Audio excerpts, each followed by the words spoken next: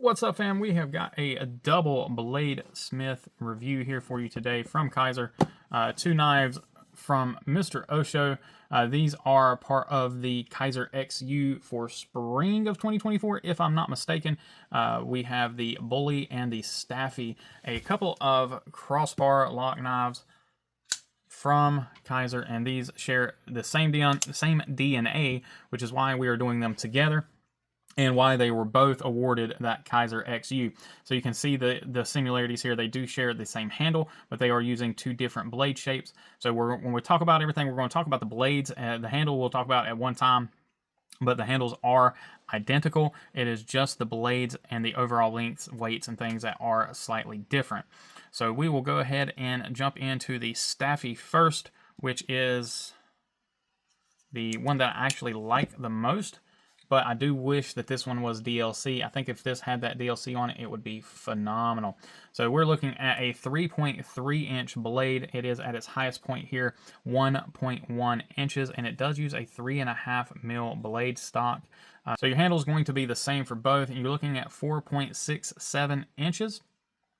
And it is 1.2 inches here at its highest point, which is both the same here, and then 0.93 in here at the choil. For your width, it is half an inch, right at its 0.49 here at its middle, and then right here at the crossbar, it does swell out to 0.61, and then the pocket clip is 0.65. So just keep that in mind. That crossbar lock does add some thickness there to the knife itself.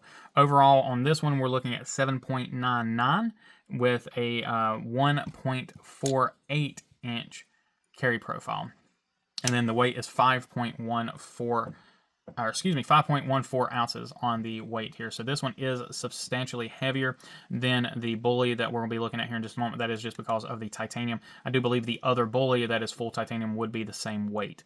Now, price points, you're looking at $239. It doesn't matter which one you get. They're the same price. I'm not sure how Kizer's doing that with their DLC, but hey, who am I to guess on, who am I to look a gift horse in the mouth? Now, there is a DLC version of this one, but it has gold and carbon fiber. Not my bag. But, yeah, I mean, you could kind of play around with it. You could probably switch out the blades and just have fun with it. But I think if you buy two of these things and put the DLC blade on this one and the carbon fiber, I think it would be chef's kiss. That is just my opinion. Now we'll jump into the least favorite of the two is the Staffi here, or excuse me, the Bulli here.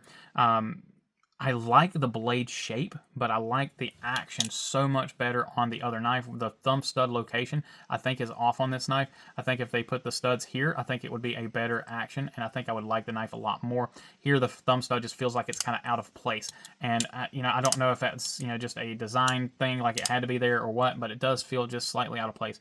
Again, my opinion. I do love Kizer's new DLC. They're doing a matte DLC, kind of like a stonewash DLC here on the grinds, and then on the flats, it is a hand satin DLC. Really good looking stuff. 3.3 inches on your blade. Height at its highest point is 1.25, and again 3.5 mil on the blade stock. It is a full 8-inch blade, or 8-inch overall, and it does weigh just 4.35 ounces because of that carbon fiber. Now, I didn't do a carry profile on this one, so let me see. The carry profile might be the same, that's why I didn't do it, but let me just check that carry profile really quickly. I don't think they are going to be the same, because this blade is a little bit taller. Yeah, so the carry profile on this one, we're looking at well, I think it was so close that it didn't really matter, but yeah, it's like 1.51, 1.52. So it is slightly larger on the carry profile. I'll try to put the knife in the case for my calipers. That's not going to work too well. But yeah, I do like both knives, quite honestly. But again, I think the action is much stronger here on the Staffi than on the Bulli. But I do kind of dig the blade shape here on the Bulli a little bit more.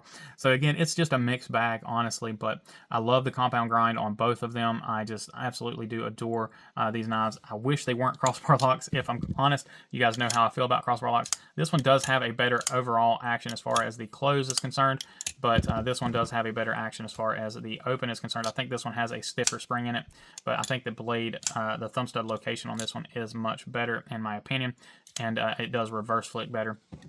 This one, I kind of have an issue with the reverse flick sometimes. I just have to get right in the right spot and make sure, yeah, see, I can't get it to reverse flick out sometimes. So just a observation, if you have an issue with reverse flicking on crossbar locks, that may be an issue here. Go ahead and jump into our close-ups, and we will take over from there. So this one has the full titanium. So you've got kind of a simulated bolster look here. Actually, it is a bolster because it does have liners on the inside there. But, you know, typical clutch lock stuff. So this one does have a full backspacer. Both knives do. I really do love a full backspacer. I think it looks great. A little bit of a kind of a almost hidden lanyard hole there. T8 hardware here. It looks like T8 all the way around.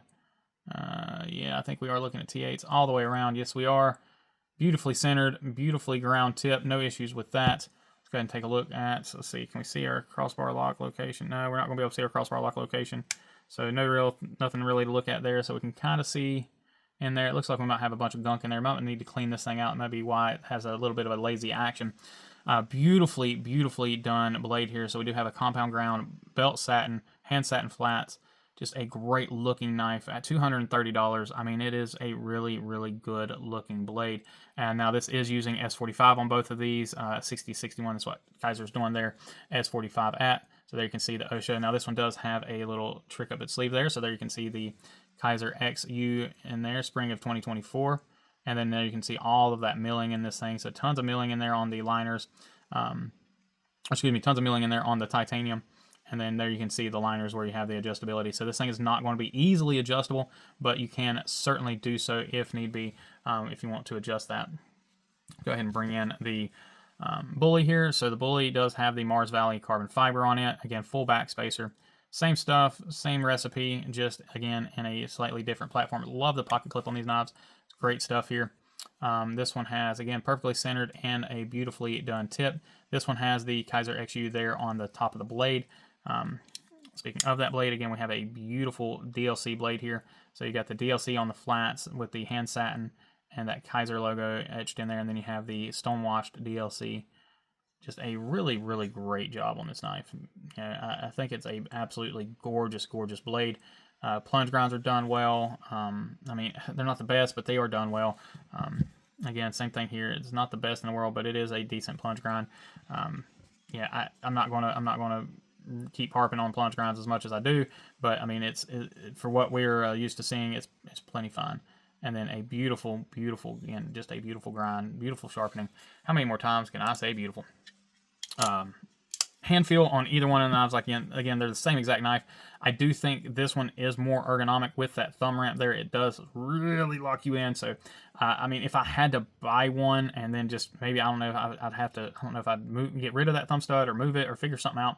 But maybe without the stud, maybe you can reverse flick off of the, I don't know, might be able to tune it out. I don't know, but as far as hand feel, I do prefer the Bulli. Action, I do prefer the Staffi. But again, the Staffi is not uncomfortable in any way. It's just I like having that thumb ramp there. It does really lock me in. But this one feels fine with just that standard jimping there. So just really great job, honestly. I think Kizer's been absolutely knocking things out of the park here lately. And yeah, I couldn't be happier to see them guys doing well.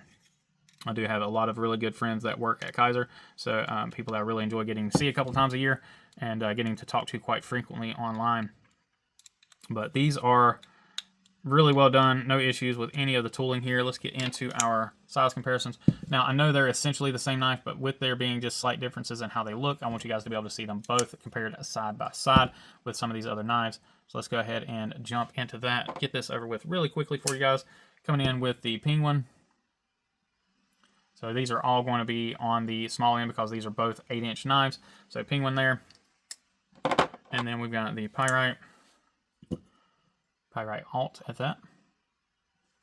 So there we go on Pyrite. We have the Drop Bear. Coming in with a couple of Kizers now. So Drop Bear there, again, a much smaller knife. Now the Militaw here is going to be a similar size, but it is going to be slightly smaller just because it is just under 8 inches. And so there is your Militaw, just slightly smaller than both of these. And then we have the Bel Air.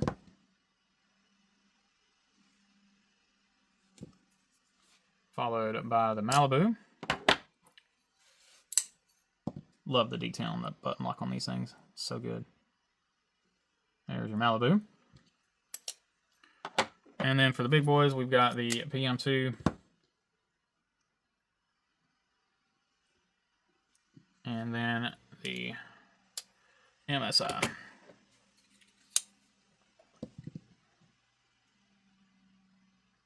And there you have it. So again, not a small knife, and I do really like both of them. I think if you are a crossbar lock fan, I don't think you can go wrong with either. Again, if you are one that kind of struggles with reverse flicking a crossbar lock and you want to reverse flick, I think this is the route to go. If you just kind of, like thumb stow action or slow rolling, this is the way to go. Maybe they need to be adjusted. I don't know. Unfortunately, with these knives, we don't have a ton of time with them, but I think with some time, I would really like to see this one in a DLC. I think I would really enjoy it more than the other. So let me know what you guys think in the comments down below. As always, I do appreciate each and every one of you. Please remember to be kind, be humble, and be EDC. Y'all take care.